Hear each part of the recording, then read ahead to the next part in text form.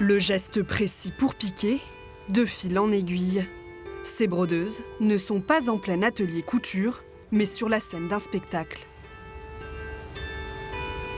Le chevalier sait que vous le cherchez, il a retiré son armure et vous attend là-bas. Hélène, sachez qu'avant de rejoindre l'île de l'Union, vous endurerez 1000 dangers.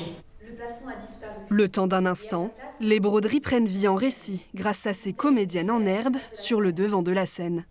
On est voisines rosoises pour la plupart. On ne se connaît pas toutes, mais on a en commun cette ville qu'on habite. Et le goût quand même du fer et des travaux d'aiguille, en tout cas chacune dans notre coin, si c'est pas la broderie, la couture, le patchwork.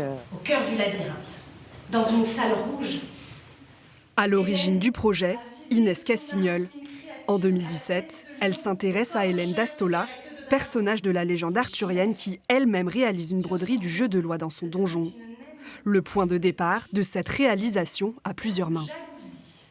C'est une jeune fille enfermée dans une tour qui meurt quand elle sort de la tour, comme si l'espace extérieur lui était interdit. Il y a une sorte de mort tragique et assez cruelle, et je me suis dit que ça pourrait être intéressant de broder sur l'histoire et d'imaginer une sorte de régénération de l'héroïne.